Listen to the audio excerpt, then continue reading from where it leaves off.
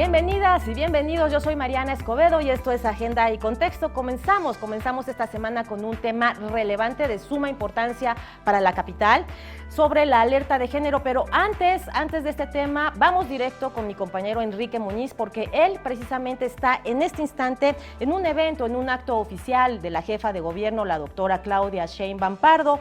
Ella está acompañada por el presidente de México, ella está acompañando también al licenciado Andrés Manuel López Obrador a la ceremonia cívica Inicio Escolar 2019-2020 en la escuela Melchor Ocampo. Esto ya ocurrió hace unos minutos.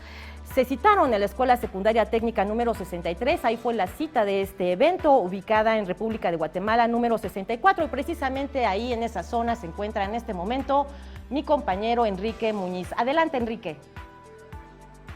¿Qué tal, Mariana? Muy buen día. Pues sí, para comentarte que esta mañana el presidente Andrés Manuel López Obrador y la jefa de gobierno Claudia Sheinbaum pues dieron el inicio oficialmente del ciclo escolar 2019-2020, esto en la secundaria técnica número 63 Melchor Ocampo, ubicada aquí en el centro histórico de la Ciudad de México. Recordando que bueno, pues hoy en todo el país regresaron a clases 25.4 millones de alumnos de educación básica, solo en la Ciudad de México son 2.8 millones de niños y niñas de preescolar, primaria y secundaria que bueno, pues ya están en estos momentos tomando clases para, pues empezando este ciclo escolar nuevo. El presidente de México, Andrés Manuel López Obrador, pues indicó que su gobierno está impulsando y fortaleciendo las políticas educativas, esto bueno, pues con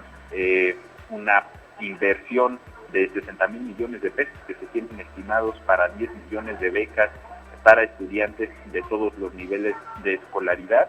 Y bueno, pues además el gobierno federal estará ya para este año replicando el programa Mejor Escuela, que como recordarás, bueno, pues hemos dado cuenta en este espacio, pues se ha iniciado en la Ciudad de México. La jefa de gobierno Claudia Sheinbaum implementó este programa de Mejor Escuela, que tiene el objetivo de dotar de recursos a un comité de padres de familia, pues de algún plantel público de educación básica. Se les otorga el recurso para mantenimiento menor como impermeabilización, arreglo de baños, arreglo de aulas. Entonces, bueno, pues ahora el presidente de México, Andrés Manuel López Obrador, señaló que se hará de manera, pues este programa será replicado a nivel nacional. Es parte de la información que se generó hace unos momentos aquí en el centro histórico de la Ciudad de México, Mariana. Muchísimas gracias, Enrique, por tu reporte. Muy buenos días. Quedamos pendientes, muy buenos días. Hasta luego. Bueno, es parte de lo que ocurrió hace una hora justamente allí en la zona del centro histórico, y ahora nos vamos de regreso aquí a esta mesa de análisis porque tengo invitadas que van a hablar sobre este tema delicado. Tenemos también a una mamá de una víctima y es importante pues que demos inicio a esta mesa.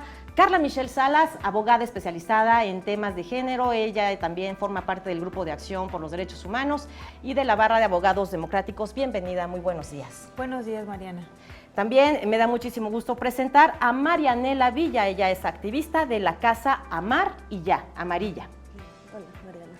Y tenemos también la presencia de Judith Coronel, periodista especializada en derechos humanos con una larga trayectoria en los medios de comunicación. Muchísimas gracias, Judith. Hola, ¿qué tal? Y tenemos también aquí en la mesa la valiosa presencia, la valiosa participación de Jazmín Hernández. Ella es mamá de la estudiante de la UACM, Leslie Leticia, que desapareció justo en estos momentos. ¿Qué me dices? ¿En enero fue que encontraron su cuerpo? El 10 de enero. Vamos a hablar de este tema de la alerta de género y del caso Leslie Leticia también, y para eso está acompañándonos Jazmín. Carla Michelle, antes que nada, como un antecedente, ¿qué es la alerta de género?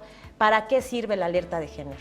Bueno, la mejor manera de explicar la alerta de violencia de género es remontarnos a sus orígenes y describirla como la pensó en su momento Marcela Lagarde. Así como cuando estamos frente a una emergencia natural, que se activa una serie de planes, el plan DN3, que es el más conocido por parte del gobierno federal, que implica una serie de acciones de emergencia, de coordinación entre la federación, estado y municipio, donde está, digamos, esta tragedia o la alerta, pues justamente se pensó así la alerta de violencia de género contra las mujeres.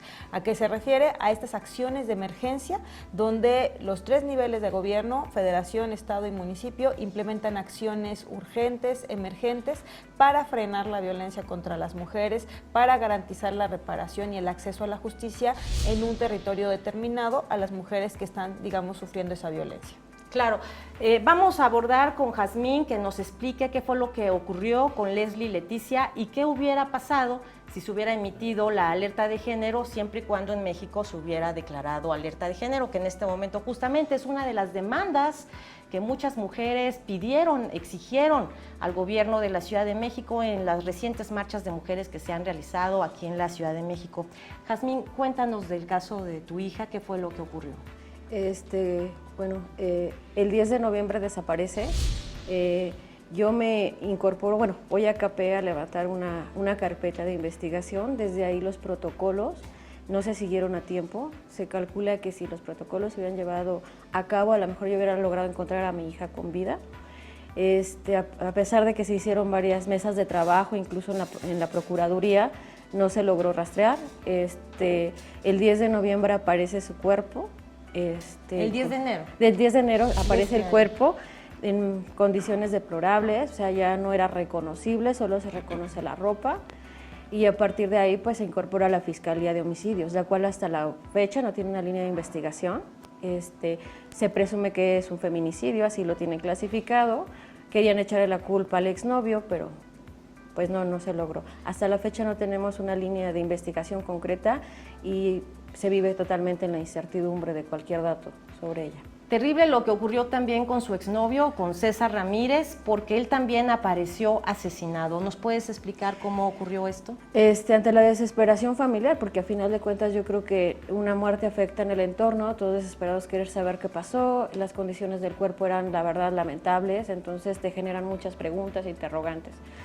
César se incorporó a hacer una búsqueda por su cuenta de investigación, logró recabar varios datos, pero el 10 de agosto es acribillado, o sea, es asesinado 6 balazos por la espalda, ¿no? Él aseguraba ya tener algunos avances y había dejado algunos datos conmigo, aunque se le pedía y se le rogaba que no se incorporara a ese sistema de violencia que está en Xochimilco, que es todo un contexto muy complicado. Él quería saber qué había pasado con Letiel, no se hacía la idea de dejar abandonado el caso. Claro, bueno, este caso sale a la luz pública porque es el novio, la amaba, él tan solo tenía 17, ella tenía apenas 18, los acababa de cumplir, ella era estudiante de la UACM, se entera que matan a su novia y de inmediato él decide pues preguntar qué ocurrió, qué pasó, y comienza él por su misma cuenta, ¿no? Una investigación.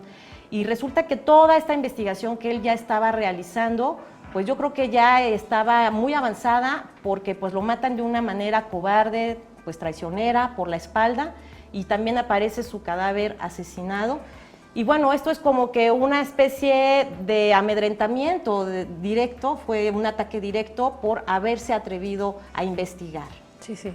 Yo di datos muy concretos en febrero en la Fiscalía de Homicidios, que yo estoy segura que si se hubieran seguido o se hubieran intentado investigar, ni Daniela Ramírez hubiese desaparecido. La otra chica que fue subida a un taxi y que por desgracia el taxista se la llevó hasta salida a Cuernavaca. Niña de la misma zona, del mismo círculo de amiguitos y con todo este contexto de narcomenudeo. Y César, ¿no? También la vida de César estuvo en sus manos y no lograron hacer absolutamente nada. A ver, estamos hablando de Barrio 18, que está ubicado en Xochimilco, donde en esa zona, como tú comentas, hay delincuencia y además también dices que hay narco, ¿verdad? Sí, es una zona completamente de Rodolfos, o sea... ¿De quién? Rodolfos, ¿no? ¿De los Rodolfos? De los Rodolfos, o sea, si sigues las noticias, es una zona roja de los Rodolfos, donde se incorporan niñas menores de edad para distribuir, o sea, ellos ya se ahorran la chamba, ya se quedan en su casa les dan paquetitos a los niños y se incorporan a los niños en bicicleta vendiendo droga, ¿no? ¿Estás en este momento protegida por las autoridades de la Ciudad de México? No. O sea, por estas declaraciones, ¿te puedes exponer, Jazmín? Sí me expongo, pero yo creo que vale la pena si se evita otra muerte como la de mi hija. O sea, ya perdí a mi hija, pero no quiero perder a mi sobrina, a la hija de mi mejor amiga o cualquier otra vida, ¿no? A final de cuentas, si esto me toca decirlo a mí, porque es una verdad sabida en las colonias, Xochimilco lo sabe, el alcalde lo sabe, las autoridades lo saben, se los he mostrado varias veces, les he dado direcciones y en concreto no han hecho nada. Si a mí me llegara a pasar algo, pero eso evita que la hija de mi prima, que la hija de mi amiga, que la amiguita de mi hija más pequeña no corra peligro, se haga algo, o sea, se genere un cambio o se generen medidas de prevención sobre el caso, no tengo ningún problema con hacerlo. Carla Michelle, ¿qué se puede hacer con Jazmín para protegerla? Las autoridades, yo creo que tendríamos que hacer un llamado, ¿no?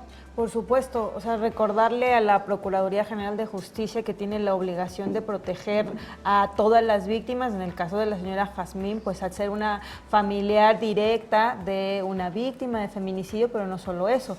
La señora Jazmín se ha convertido en una activista, en una defensora de derechos humanos, no solamente como lo he expresado, buscando justicia para su hija, sino buscando evitar el asesinato de otras niñas que por supuesto están en riesgo en esta zona de Xochimilco y por supuesto que nos deja consternadas a nosotras y por supuesto que lo que le toca a la autoridad ahora es ocuparse y brindarle protección e investigar la información que está dando. Judy Coronel, ¿cómo se le puede brindar la protección? Mira, iniciaste el programa hablando de la alerta de género, de su importancia, de su necesidad. Creo que a muchas personas aún hoy no nos queda claro qué significa o en qué medida se traduce la alerta de género. Desde mi punto de vista, estas no han resuelto los problemas en cuanto a violencia hacia las mujeres. Creo que incluso los propios mecanismos de protección de defensores de derechos humanos, de periodistas, de mujeres, no están siendo eficientes. No quiero decir que el actual gobierno, bueno, de alguna forma lo estamos diciendo, que el actual gobierno no esté en la inacción. Pero se reconoce que hay una herencia negativa, pero también que ha habido lentitud para actuar en la protección de las personas en general. Es preocupante porque no solo ocurre en Xochimilco, ocurre en Tláhuac, ocurre en Gama. Anoche hubo el asesinato de una chica que fue rafagueada por unos sujetos en motocicleta. Entonces son hechos que van ocurriendo uno tras otro, tras otro. Ayer mismo fue localizado el cuerpo de una chica en un vado de una carretera en Veracruz. Son situaciones sumamente dramáticas que requieren soluciones inmediatas que no veo yo cómo puedan traducirse a través de alertas de género, porque Veracruz sigue siendo el estado con más feminicidios, seguido por el Estado de México, por Coahuila, por Nuevo León.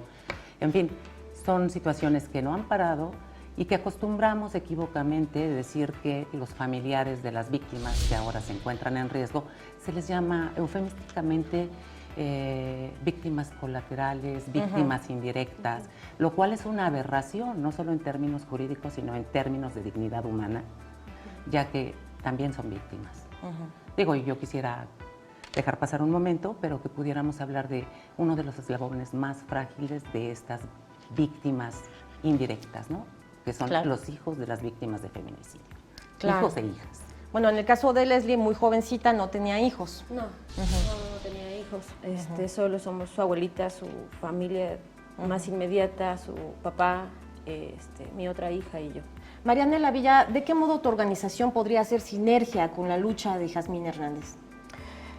Bueno, de principio creo que lo que nos une es esta lucha contra esta violencia que es terrible porque es una violencia estructural, sistémica, sistemática y que tiene pues el patriarcado y el capitalismo, ¿no? Son primos hermanos, van de la mano desde hace ya muchos años cuando las mujeres asesinadas en Ciudad Juárez.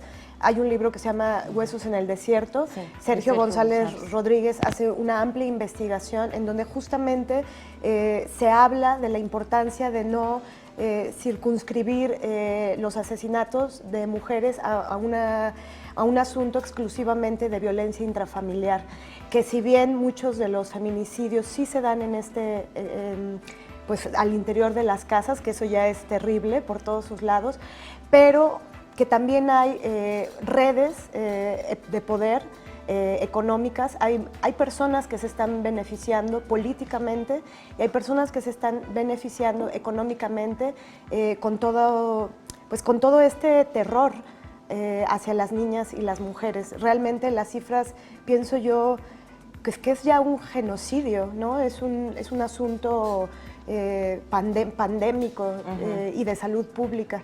Y creo que en lo que estamos unidas nosotras es en esta lucha contra este sistema, contra estas violencias, y desmantelarlo es complejo. Oye, si te das cuenta, hay como que otras actividades criminales alrededor de las desapariciones, porque bueno, muchas personas podrían decir es que fue el vecino o fue el tío, pero no, pero también estamos hablando de redes de trata de personas y de redes, en este caso ahí de lo que ocurrió en el barrio 18 de Xochimilco, de redes que ya implican otra esfera también delictiva. Entonces, nos vamos con esta reflexión a una pausa, pero bueno, quédese, estamos en vivo, ya volvemos.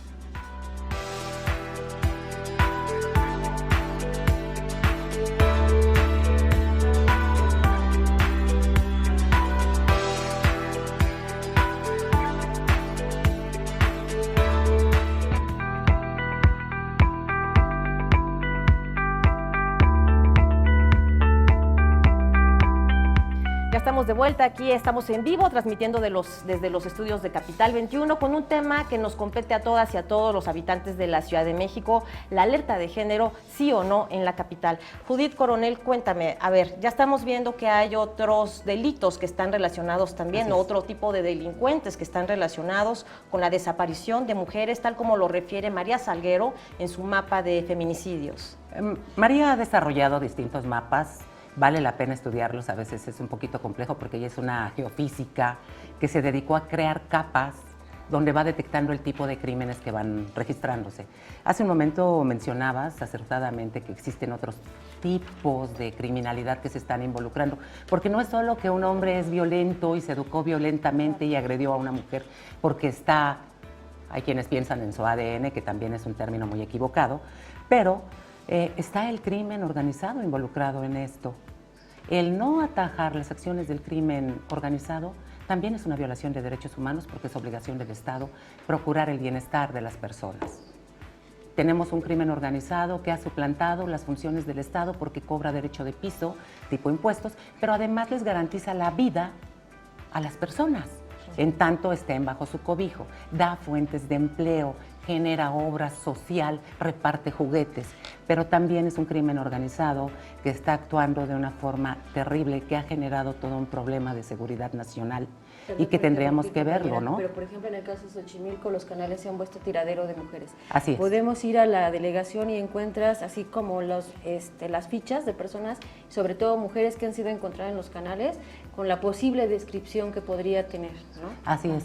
Y esto que dices es muy importante, por eso remitía yo a los mapas de María Salguero. Por ejemplo, Ciudad Juárez, en determinadas zonas han sido encontrados cadáveres de mujeres expuestos y con señales de daño por el crimen organizado, tortura, tiros de gracia, cartulinas sobre sus cuerpos, mensajes escritos. Eso es muy grave. De 2016 a la fecha, más de 300 mujeres han sido asesinadas con carpeta abierta. También hay que aclarar que el hecho de que sean las carpetas iniciadas no quiere decir que son los únicos casos. Puede haber muchos más y que se encuentran en cifra oculta, ¿no? Pero de estos más de 300 casos, al menos 170 tienen estas características de homicidio del crimen organizado y el 50% fueron ejecutados con armas de uso exclusivo del ejército.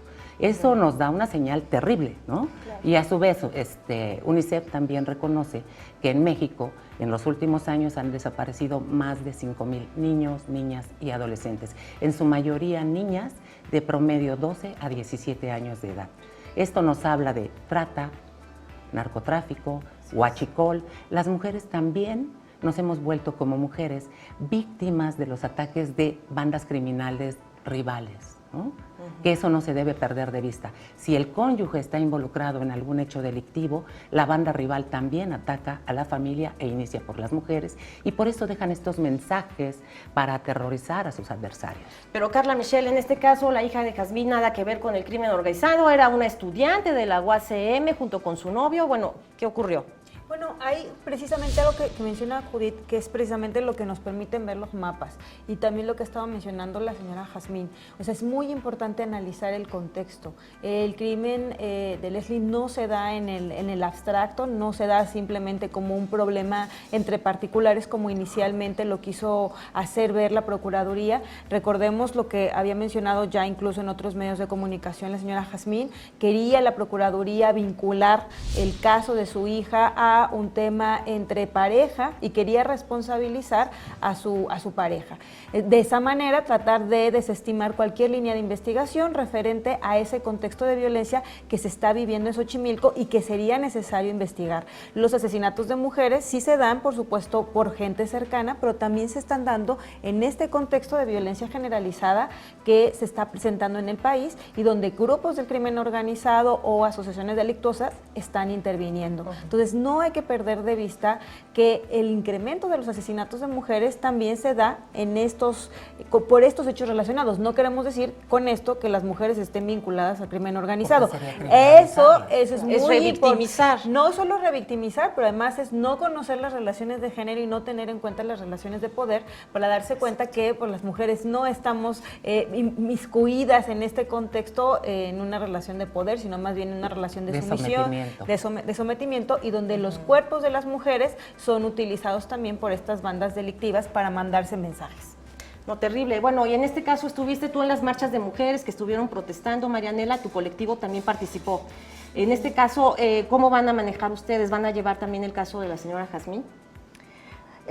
Bueno, nosotras no nos encargamos propiamente de llevar casos, pero sí de No, me refiero a que si lo van a alzar la voz en contra de lo que ocurrió. Sí, por supuesto. Es que creo que estamos viviendo pues un momento crucial en donde no solamente en México, sino en otras partes del mundo se está haciendo evidente la protesta contra la violencia, contra la misoginia, que está en todas partes, ¿no? Entonces, creo que este es el momento de no bajar la guardia. Las protestas continuarán, tenemos que seguir creando redes para colaborar juntas. Pues. ¿Y qué respondes a todos estos sujetos que dicen es que exageran, son revoltosas y además que siguen los descalificativos en las redes sociales en contra de las manifestaciones de mujeres? Bueno, si revisamos tantito la historia, la protesta siempre se ha criminalizado. Finalmente, las personas de a pie, las que ponemos el cuerpo en las marchas, ¿no? Las obreras, las campesinas, las indígenas, las mujeres que salimos a protestar, somos... Todos en general, también los hombres, la protesta siempre ha sido criminalizada, pero claro, cuando es una protesta de las mujeres, pues el ataque es mucho más fuerte, ¿no? Y bueno, lo que pienso de las personas que piensan esto es que, bueno, es por un lado una ignorancia terrorífica, ¿no? No se dan... Pues creo que no quieren ver el contexto en el que vivimos, porque también creo que hay una serie de privilegios que los hombres tienen y que no están dispuestos a perder por ningún motivo, ¿no? Porque si se desmantela la misoginia de Estado, la misoginia en las familias, pues muchas personas perderían cosas que tienen. Jazmín. Comentar algo relacionado, lo que es más doloroso es ver jovencitas, me ha tocado ver jovencitas que de verdad también desprestigian y hablan mal sobre el movimiento. Y dices, de verdad cómo estamos educando a nuestros hijos, pero también a nuestras hijas, porque ellas mismas están atacando a otras mujeres, ¿no? Y además, ¿cómo están en este momento siendo asesinadas? Es decir, ¿cómo aparecen las víctimas? Ya lo dijiste tú muy claramente. Los canales de Xochimilco se han vuelto canales de la muerte, ¿no? Entonces, bueno, eso yo creo que afecta pues a toda la ciudad, evidentemente a ti como madre, principalmente a toda tu familia, y si nos puedes contar de qué modo ha repercutido en tu salud, en la de tu familia, y de qué modo estás logrando salir adelante después de que te entregaron el cuerpo. Pues mira, cuando te asesinan un familiar, no asesinan solo al familiar, yo creo que toda la familia hay una parte en la que muere, ¿no? En este caso, yo fui madre muy joven, tuve la fortuna de que mi madre me ayudara a criar a mi primera hija, la que lleva su nombre porque es muy parecida a ella. Sobre todo en ella ha repercutido muchísimo, ¿no? Ella, su salud ha sido completamente deteriorada, ha perdido 20 kilos, no para de llorar, la llevamos de un lugar a otro, ¿no? Entonces nosotros sentimos que Leti falleció, pero a final de cuentas la Leti grande se nos está muriendo poco a poco. Mis hermanas también, mi otra hija, tengo una niña menor que de alguna manera tenía un vínculo con su hermana mayor, aunque ya no jugaban, pues era como la parte materna cuando yo no estaba, ¿no? Entonces ahora somos una familia rota, ¿no? Hay un prólogo que a mi hija le gustaba mucho, de un libro que se llama Los Atormentados. Y empieza así y me decía, mamá, es impresionante esta frase, este mundo está hecho de cosas rotas, promesas rotas, corazones rotos y personas rotas. Y yo estoy rota, ¿no? Y no solo yo, sino toda mi familia, ¿no? Directa o indirectamente nos han dejado destrozados con algo que yo creo que difícilmente vamos a poder olvidar. Entonces, de alguna manera no nos queda más que llevarla viva, porque a ella le hubiese gustado estar dentro de las marchas, estar alzando la voz, porque ella no quisiera que una de sus mejores amigas desapareciera o que al rato le tocara a su hermana, ¿no? Entonces, eso es lo único que nos da como un poco de aliento, ¿no? No dejar que la memoria social se pierda, porque no queremos que quede dentro de las estadísticas, como muchas otras chicas, ¿no?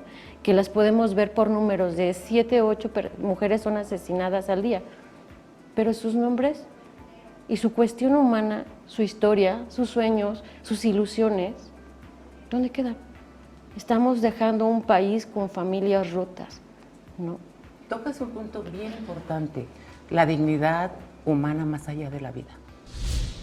Promedio estamos hablando de, con carpetas, reitero lo mismo, con carpetas abiertas de investigación, 9 a 10 mujeres asesinadas por día, pero llamémoslas así, son mujeres asesinadas, o sea, no son mujeres que han fallecido, no son mujeres que se han ido por una enfermedad, son mujeres que están siendo asesinadas, son mujeres que están siendo revictimizadas más allá de la muerte misma, que han sido criminalizadas, que son señaladas de, ella se lo buscó, ella vestía así, ella se arriesgó, ¿no? Cuando no se ve con una perspectiva de género lo que está ocurriendo con nosotras, las mujeres, las relaciones de sumisión, las relaciones, el perfil de las personas, de las mujeres que están siendo víctimas y el asunto de las personas que quedamos rotas en el camino porque sobrevivimos, pero como sociedad somos una sociedad víctima de la violencia feminicida.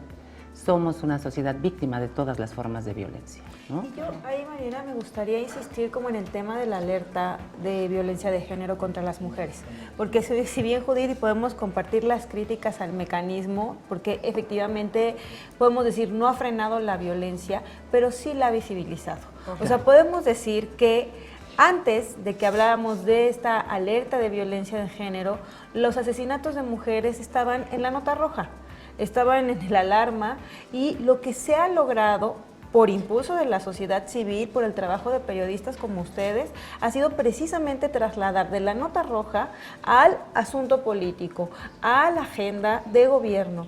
Hoy podemos decir que no hay gobierno de este país que no tenga, digamos, como por lo menos discursivamente, entre sus prioridades, la prevención, la atención, la sanción de la violencia contra las mujeres. ¿Qué es lo que toca? Y por eso sí insistir desde sociedad civil que buscamos que se active la alerta de violencia de género, porque es necesario necesario colocar estos casos. O sea, de pronto se piensa que las mujeres que marchamos el 16 de agosto pasado, pues de pronto éramos exageradas y de pronto se salen a anunciar una serie de acciones que sabemos que en la realidad no van a cambiar el día a día de lo que se enfrentan las familias cuyas hijas han sido asesinadas o se encuentran desaparecidas. Entonces, ha llevado precisamente a decirle al gobierno, no, por ahí no es, no te equivoques. Lo que tienes que hacer son una serie de acciones urgentes, emergentes, para frenar esta violencia. Y mira, ya hay zonas identificadas, está Xochimilco, está la Gustavo Amadero, está Tláhuac. Tampoco es que se vayan a buscar o que tengan que estar, digamos, haciendo investigaciones. Ya, como decía Judith, hay zonas muy identificadas, está sumamente diagnosticado, y lo que le toca a la jefa de gobierno, a la procuradora, es tomar acciones inmediatas. Claro, pues con esta reflexión nos vamos a una pausa. Lo que le toca ya al gobierno de la Ciudad de México es simplemente, si ya tienen la investigación, si ya tienen los datos, si ya saben todo lo que ocurrió, no solo con Leslie Leticia, sino con su novio, que actúen. Vamos a una pausa y regresamos. Estamos en vivo, aquí en Agenda y Contexto.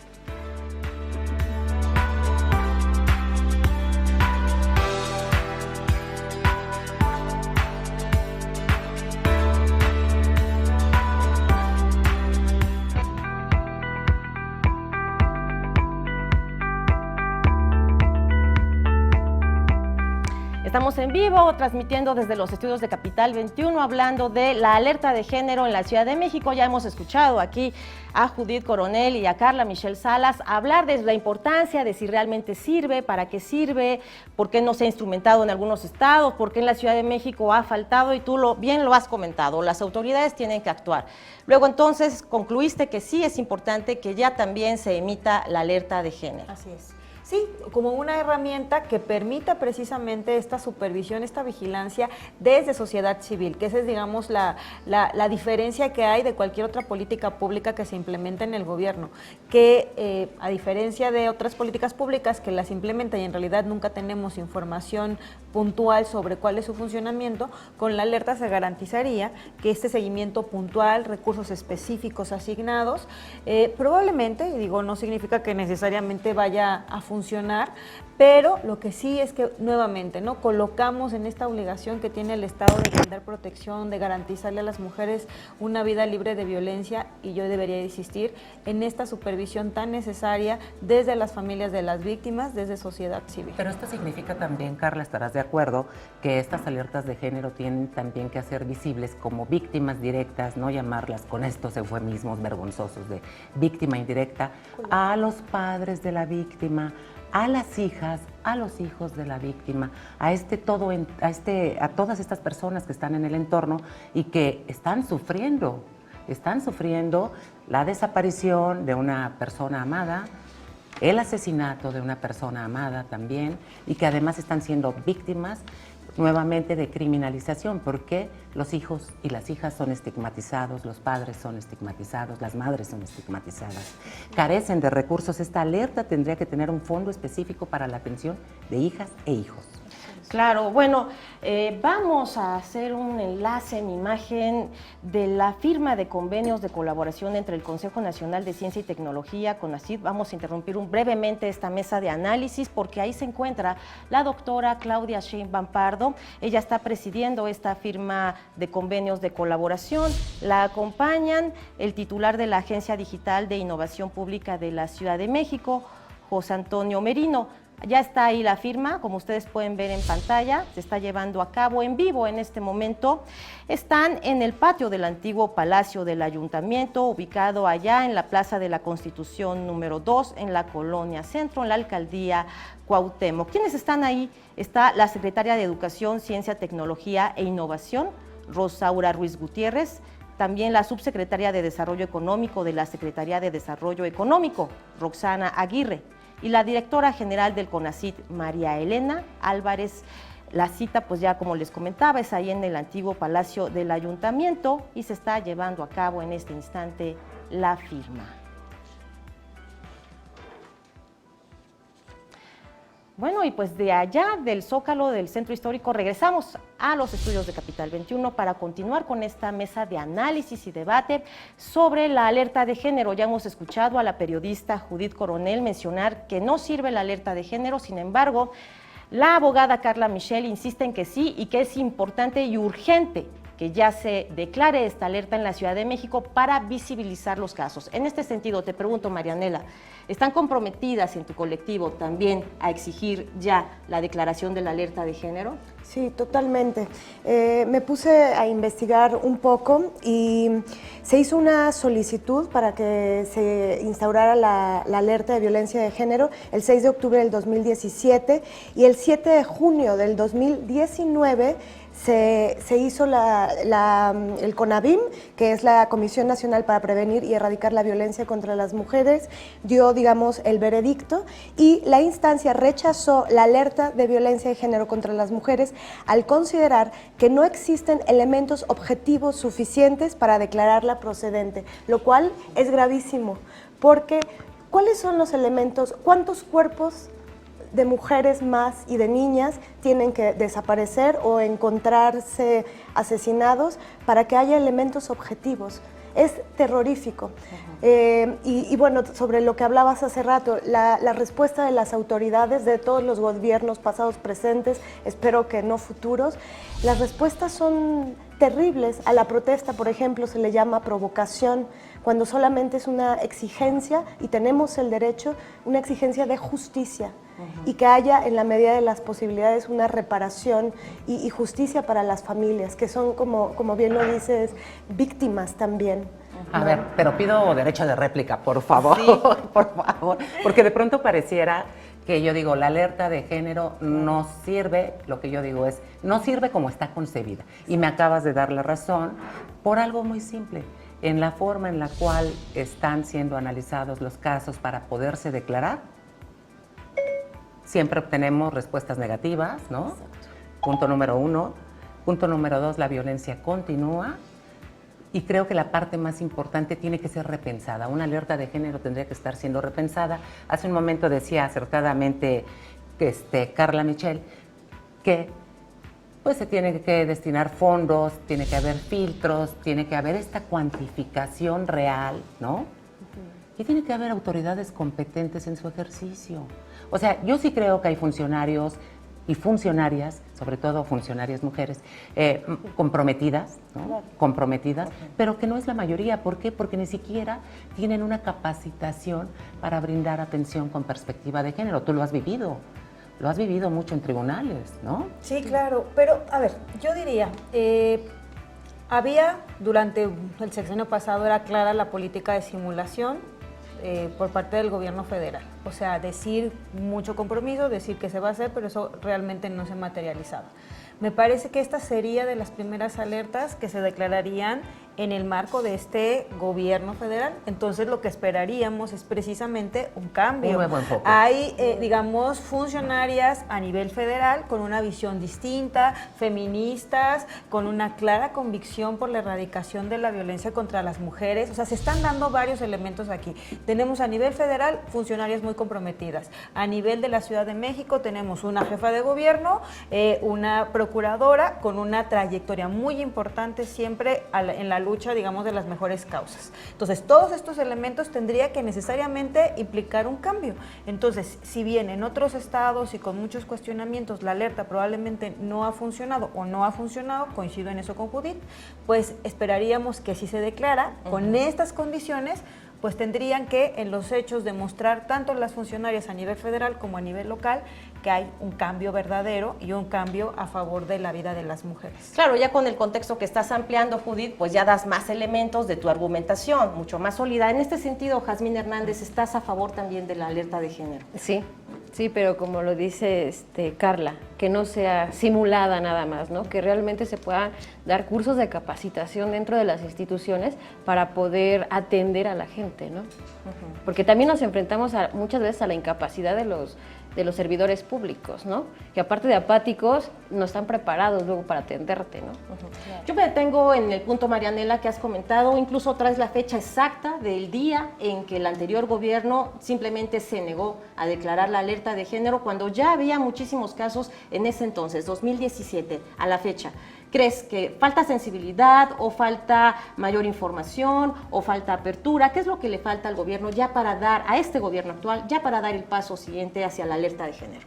Sí, creo que hay que ver el tema de frente y a la cara, ¿no? Que no por intereses políticos se quiera como maquillar o difuminar un poco pues esta terrible problemática en la que nos encontramos.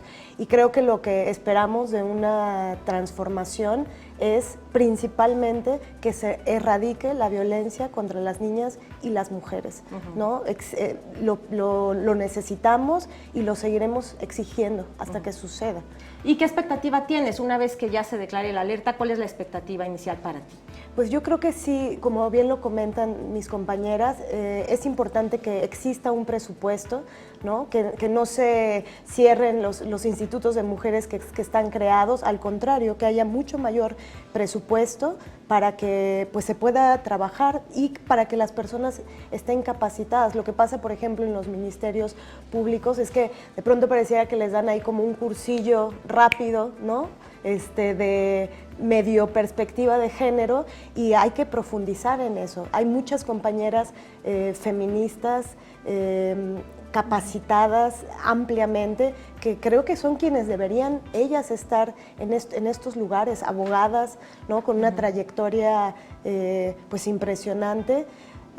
Pues creo que son ellas quienes deberían de tomar estos lugares para luchar desde adentro. Sí, pero vamos más allá, tendríamos que ir a una capacitación, a una educación desde la primera infancia, porque los agresores se van formando. Claro, o sea, no ocurren de la noche a la mañana. Las mujeres víctimas, las que son víctimas en sus hogares, el asesinato es ya el momento más dramático, pero hay toda una secuela, ¿no? Hay todo un antes, y creo que tendríamos que empezar por pensar desde primera infancia en cultura de paz, solución pacífica de los conflictos, ¿no?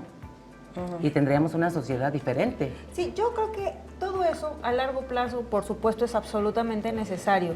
Pero cuando yo creo o sostengo que es importante la alerta de violencia de género, me parece que esta no puede reducirse o no puede ser uno de sus elementos la capacitación. O sea, ya han tenido un montón de tiempo para capacitarse. O sea, los servidores públicos tienen como fundamento, o sea, tienen como obligación principal hacer lo que la ley les dice que hagan. Y en este sentido tenemos un marco jurídico muy amplio, una ley general de víctimas a nivel federal, tenemos una ley de víctimas a nivel local, tenemos una ley general de acceso de las mujeres a una vida libre de violencia, tenemos protocolos para investigar con perspectiva de género. Es decir, si esos servidores públicos, si esas servidoras públicas no se han puesto a estudiar y no pueden hacer lo que la ley les dice, pues simplemente tienen que irse. Claro. Y además, si no cumplen con eso que la ley les establece, pueden ser sujetos a responsabilidades administrativas o penales. Claro. Es decir, ante un hecho de emergencia como el que estamos viviendo, o sea, no podemos tardarnos 5 años en que se capaciten, o sea, es que eso lo tendrán que haber hecho. Y si no lo han hecho, tienen que irse. No podemos permitirnos en este momento, con 9 mujeres y niñas asesinadas todos los días, a que los servidores públicos se pongan a estudiar y luego ya digan cómo van a investigar. Si no pueden, se tienen que ir. Tú tienes experiencia en este caso. Una vez que declare el gobierno de la Ciudad de México la alerta de género, ¿cómo lo hará y qué sigue? Bueno, justo ese es uno de los cómo han sido sumamente cuestionados. Muchas de las alertas en otros estados de la República se han llevado a acciones, digamos, de carácter a mediano plazo o largo plazo y de carácter estructural. Por ejemplo, la creación de protocolos, la capacitación a servidores públicos. En el caso de la Ciudad de México, a diferencia de otras entidades federativas, tenemos un marco jurídico importante. Tenemos instituciones, es decir, no hay que crearlas como si ocurre en otros estados. Quizá por eso la Comisión Nacional para Prevenir y Erradicar la Violencia contra las Mujeres, CONAVIM, en su momento decidió no emitir la alerta de violencia de género, porque claro, en la Ciudad de México, a diferencia del Estado de México, pues tiene, digamos, mayor infraestructura, tiene presupuesto, etcétera. Pero lo cierto es que las mujeres siguen siendo asesinadas y los casos siguen en la impunidad. Entonces, a diferencia de otras entidades, lo que tocaría es hacer una revisión profunda de los casos, agotar líneas de investigación y actuar. O sea, en la Ciudad de México no caben estas medidas de mediano o de largo plazo.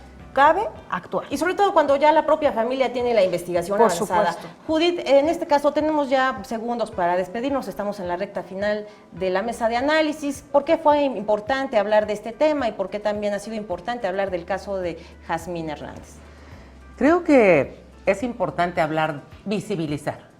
Yo creo que la clave, y tiene mucha razón Carla Michel cuando dice que la alerta de género tiene que tener como propulsor el visibilizar toda la violencia que viven las mujeres, que lamentablemente estás viviendo, Jazmín, y que viven muchas madres, hijos e hijas de las víctimas. Yo insisto, no las llamemos víctimas indirectas, no las llamemos víctimas colaterales, porque Jazmín es una víctima, su familia de Jazmín es víctima. Claro, y como ella misma dice, estamos rotas. En este sentido, Marianela, ¿cuál sería tu conclusión sobre la alerta de género ya? Bueno, pienso que se debe de activar y pienso que también se tienen que crear comisiones en donde haya abogadas feministas, ¿no? Y personas que han luchado como Jazmín para que se le dé seguimiento a estos organismos, estas alertas tengan consecuencia y que operen de la mejor de las maneras. Jazmín, tu último comentario sobre la alerta de género, y te agradezco con el alma y el corazón que hayas aceptado venir y abrir tu corazón para hablar de este tema y de lo que a tu familia le corresponde y le atañe. Te agradezco por el espacio. Yo creo que es urgente. No tenemos que esperar a que la cifra suba a 11, 12 o 12, 14. O sea, es ya ahorita, porque no queremos más niñas muertas o desaparecidas, ¿no? O sea, hay muchísimas que se quedan en el olvido, otras que sus mamás no tienen los mecanismos o a lo mejor el apoyo que yo tuve en su momento, porque la universidad me ayudó muchísimo, el colectivo de niñas de la universidad me ayudó muchísimo, pero me duele mucho cómo se pierden sus nombres, sus historias y sus sueños, ¿no? Porque quedan solo en cifras. Claro. ¿No? Es urgente. Es urgente la alerta de género.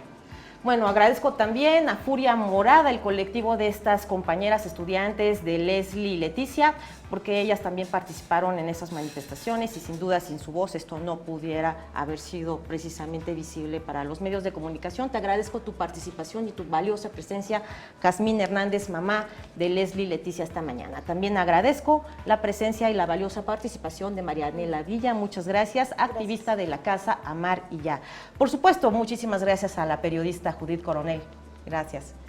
Y como siempre, Carla Michel, pues estamos atentas a todo tu trabajo y te esperamos próximamente a otra mesa de debate y de análisis. Muchísimas gracias. Muchas gracias, Mariana. Como siempre, un gusto y gracias por tu trabajo.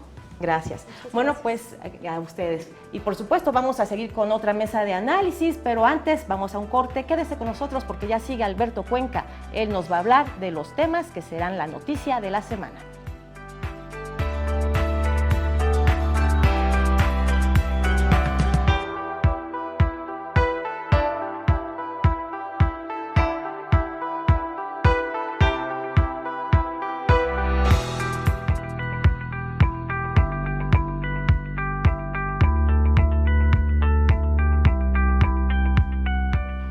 Ya estamos listos para escuchar vía telefónica a nuestro compañero Alberto Cuenca. ¿Qué tal? ¿Cuáles van a ser los temas que serán noticia de la semana? Alberto, muy buen día.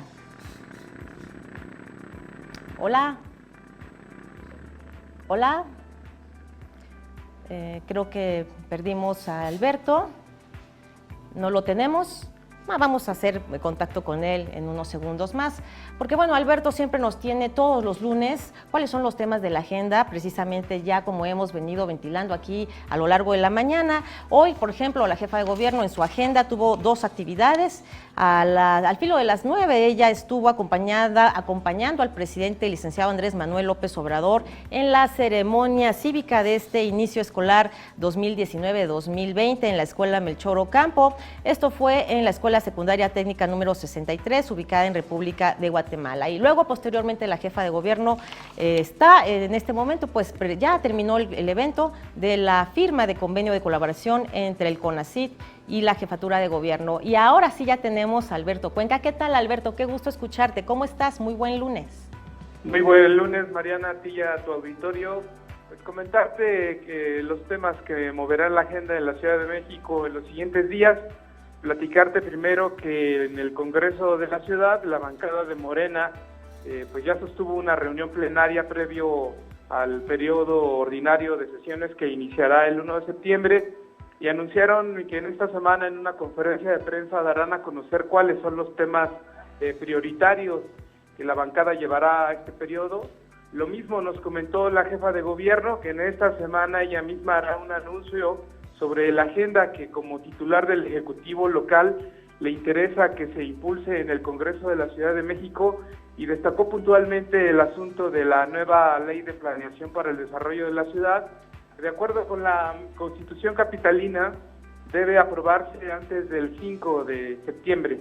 Esa ley es importante porque va a regir pues programas como el de desarrollo de la ciudad, el de ordenamiento territorial, los programas de desarrollo urbano de las alcaldías. Entonces, una ley general muy importante de la cual derivan normas y leyes secundarias.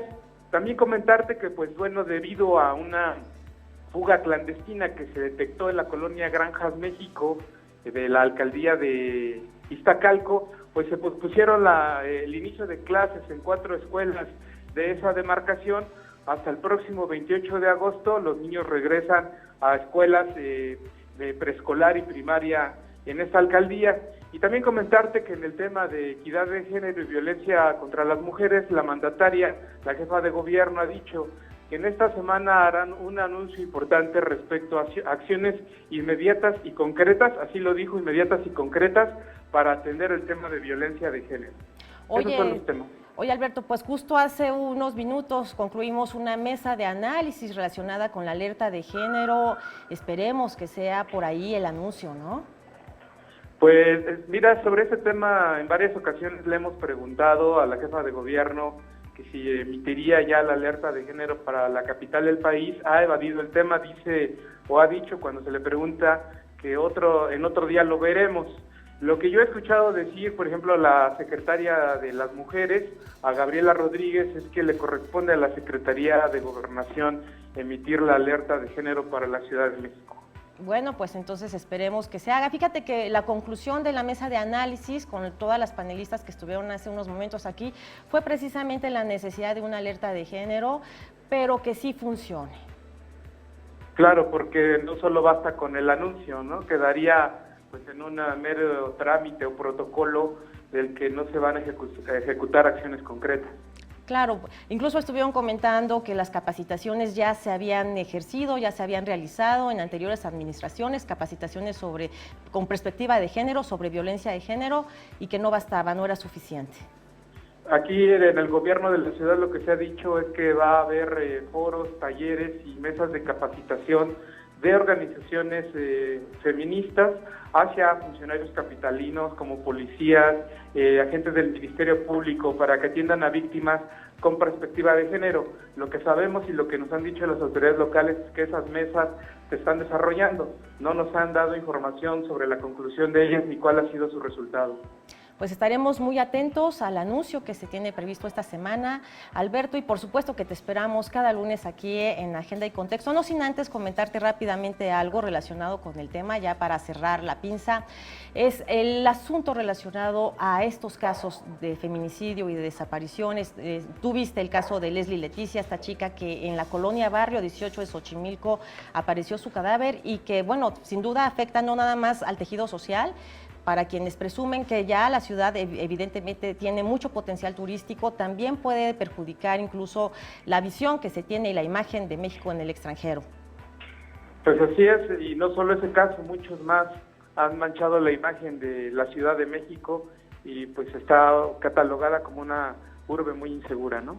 Claro, pues aunque las autoridades locales dicen sí, lo contrario, aseguran que ha bajado 20% el delito en la ciudad en lo que va de este año. Oye, sí, por cierto, vamos a hablar después de la baja de incidencia para saber en qué delitos. Pero muchísimas gracias, Alberto Cuenca. Hasta luego, buenos días. Buen lunes. Bueno, pues yo le agradezco a usted que nos acompañó a lo largo de esta hora y a mis compañeras Itzel Mendoza y Mónica Ponce, intérpretes de lengua de señas mexicana. Muchísimas gracias. Hasta mañana.